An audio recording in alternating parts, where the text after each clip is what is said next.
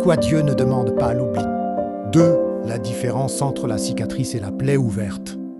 Ta chère Rome, comment les blessures peuvent devenir des ponts vers les autres. Premier texte complet du message.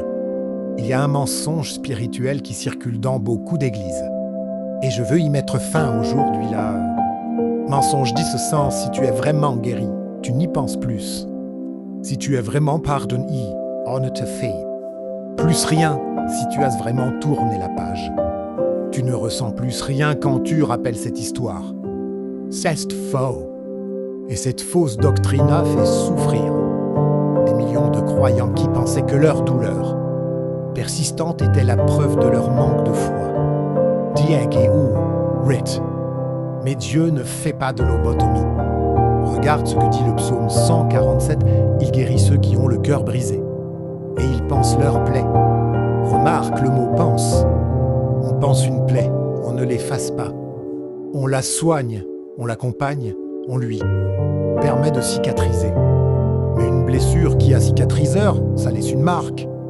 Et cette marque, dans la Bible, est souvent le lieu même de la puissance de Dieu. Pense à Jésus ressuscité. Les premières choses qu'il montre aux disciples après la résurrection, ce sont ses cicatrices. Pas pour prouver qu'il a souffert, pour prouver qu'il a triomphé.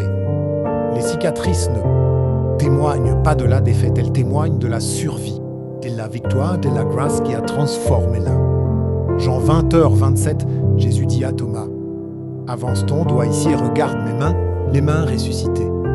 De Dieu porte encore les traces des clous. La guérison n'est pas l'amnésie. La guérison, c'est quand le souvenir ne te paralyse plus. Quand t'es oupo. Regardez l'histoire sans en être submergé. Quand la blessure n'a plus le dernier mot sur ton présent. Il y a une différence fondamentale entre une plaie ouverte et une cicatrice. La plaie ouverte saigne encore. Elle s'infecte. Elle contamine tout ce qui l'approche. La cicatrice, elle, est fermée. Elle est là, visible. Parfois, mais elle ne saigne plus. Elle a perdu son pouvoir de te définir. Et voici ce que je veux que tu comprennes sur les cicatrices spirituelles. Elles ne sont pas des signes de Theaphobie. Et citi, Moignage cette histoire que tu portes. Paul dit N2. Nous puissions consoler ceux qui se trouvent dans quelque